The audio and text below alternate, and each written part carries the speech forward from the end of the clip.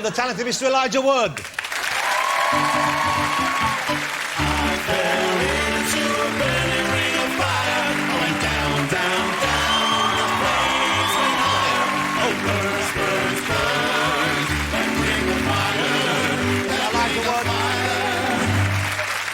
A Ring of Fire. Hi, guys. How are you? Elijah Wood, ladies and gentlemen, is... I've met him a couple of times in the past. First time he's been on the show here.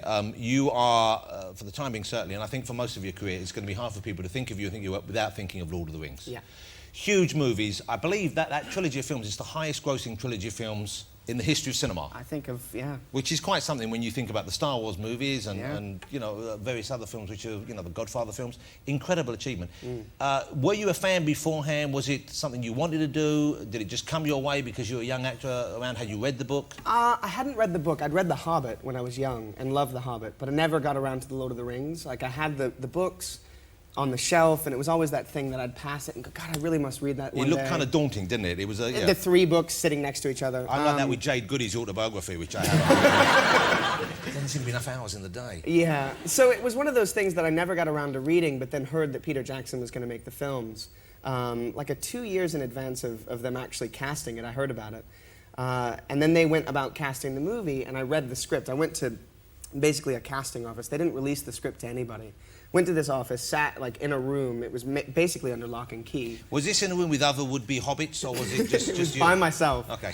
And I sat there and I read it, and I was absolutely blown away. And I remember driving home away from the casting office, thinking that like orcs and goblins were chasing me, because I was so invested in the world. Like I'd so gone to that place. Had you smoked anything? Or had they piped anything into the room? No. But ultimately, it came time to audition for it, and I didn't want to go about the normal process of auditioning, because typically you go into a room, it's like a white room with a camera, with a casting agent. And someone sitting there with the other half of the script. And you it's kind of sterile. And I thought, God, I really want this. This is something I'm extremely passionate about.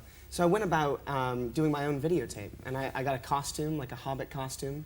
Who made that for you, Mum? No. I bought a book of Hobbit lore that had various artistic renderings of hobbits. And I kind of got an idea of what the costume would be like. And so what was it? Just So a it was basic... like knee pants, you know, and like suspenders, and like a flowery shirt, kind of. Like a 70s schoolboy. Right, exactly. And then I went into the woods and shot the audition tape in the woods, like bare feet, the whole thing. Yeah. And then cut that together and sent that into Peter. And did you always have your eye on the main Hobbit part, or would you have been happy with any of them? Frodo, that's what I was going for. Yeah, you wanted to be Frodo. Yeah. Obviously, feeling that you got the part. But you did, he just did the most tremendous job, didn't he? It really was. It was central cheers. to the whole film, the whole series of films. You needed to believe in you and the other guys, and I think you all really did a great job, of course, which is why it was the hit it was. But a huge chunk of your life to go and make that. It was 4 years. 4 years of your 4 life. years, yeah. Now, you guys, you had a kind of a thing where you wanted to remember the experience. You all got a similar tattoo, am I right? in We thinking did, this? yeah. Okay, what was the tattoo, and where on your body did you have it? The tattoo was the Elvish number 9, so standing for the 9 members of the Fellowship. Yes. I mean, it was a pretty significant experience, and it was an idea that we had early on, but we kind of waited until the end to make sure that the experience was actually good. Yeah.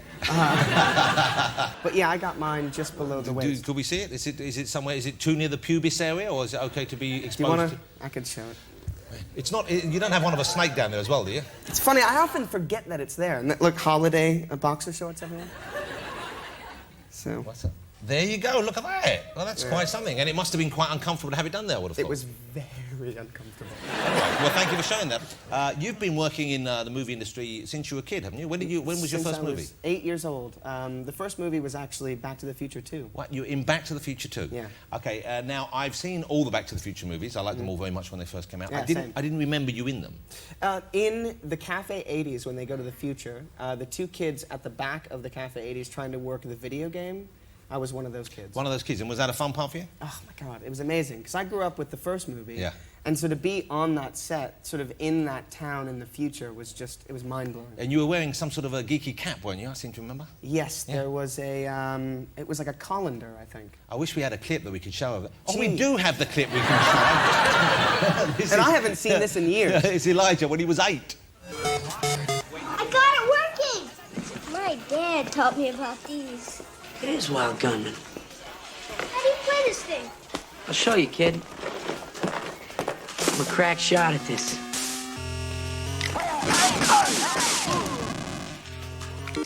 You mean you have to use your hands? That's like a baby's toy.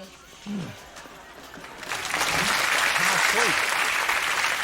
And you know what's lovely is when Elijah turned up to the studio today, he was wearing that hat. So obviously, but you made quite a. I mean, you had a pretty solid career, didn't you, as a child actor? I mean, you made a lot of films.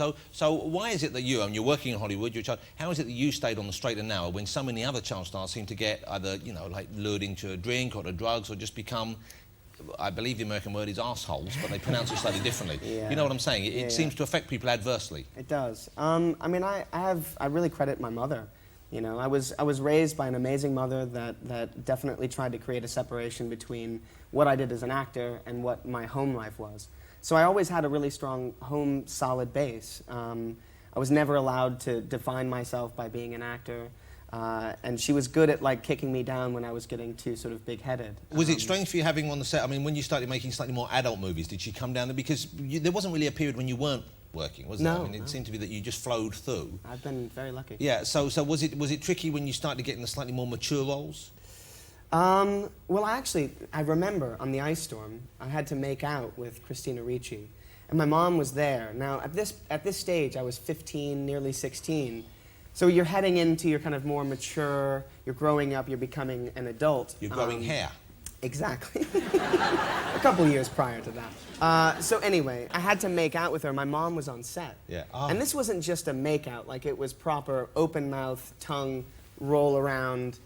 And that was the first time that I was kind of embarrassed about hideous. my mom being around, just because I didn't want her to see that kind of thing. You didn't want to see your And then I moves. had to dry hump her later in another scene. And that was a bit uncomfortable as well. Yeah, I imagine so. And did Mum chat to you on the way home and say, "Good work today, son"? It was very awkward for her. It was very awkward. There were a few words, not many. Okay, Elijah is in a movie which I saw the other night. It's a family movie. Would that be a fair thing to say? It is a family movie, yeah. Yeah. It's called Happy Feet, and I went to see it on my own. There was a screening, I couldn't take the family along, and this was the day I'd had root canal work. I don't know if you heard about that. I did hear about that. Okay, well, it was a terrible experience. I'm sorry. So I wasn't in the best of mood, Elijah, I'll be honest with you. And I didn't really want to go and see a movie about singing and dancing bloody penguins on my own late at night. It's raining outside and I've got a sore mouth. Yeah. And my tongue was like that. You've painted a good picture of the It scenario. cheered me right up. Oh, good. I really enjoyed it. It's Good. a lovely, it's a kind of a weird idea for a film, but it kind of works, doesn't it? It is. It's kind of so many elements, and it almost shouldn't work. You know, there's like Moulin Rouge elements. There's dancing and singing. There's a whole environmental sort of thread throughout the movie.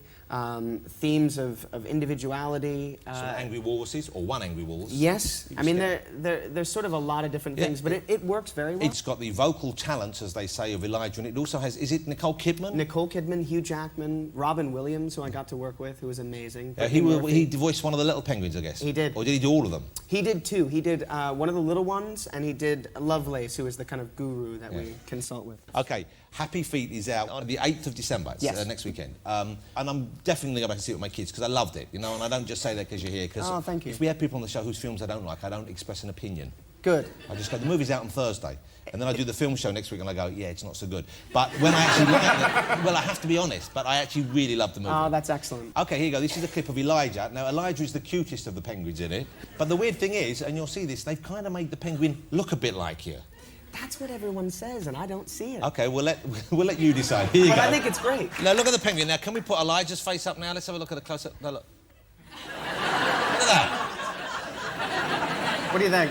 It's just you with a bit of black makeup on. It's a charming film. It's very funny, and also it's very different, which is what I liked about it. It doesn't feel like your standard, kids movie these days. It kind of works over and above that.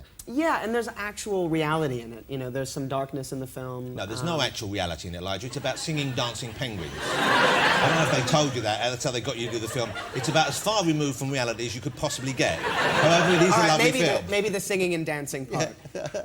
Well, where's the reality then? What, in the talking walrus? Where's the reality? There is now, well, of course, when you had Lord of the Rings out, they made some figures of you. There was did. A little. Here you go. This is his head's on backward. No, his trousers on. There you go. There's Frodo. I secretly love these toys, by the way.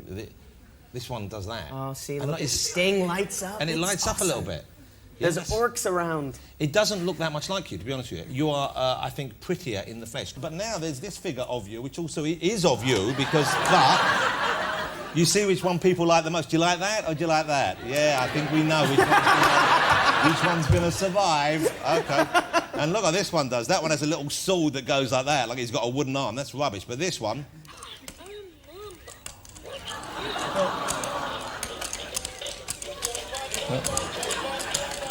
It's cute at first, and then after about 30 seconds, you're thinking, I want to turn it off. But look, it's sweet. Look, he doesn't... Oh. He came out to see me. Oh. I think he likes me.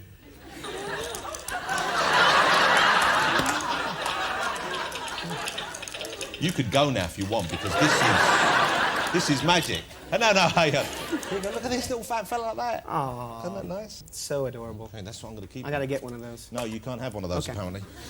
Apparently they only made one and they gave it to me. To say nice things about your shitty little film. I'm joking, of course. It's great fun. It's genuine. It's a lovely family film, and it's one that parents will like as well, which is Yes, a rare thing indeed. these days. Elijah, how lovely to have you on the show. It's been such a pleasure. I'm a huge fan. Ladies and gentlemen, Mr. Elijah Wood. Thank you, Elijah. Thank you so much. Thank you. So excellent. I'm keeping it. Thank you, Elijah.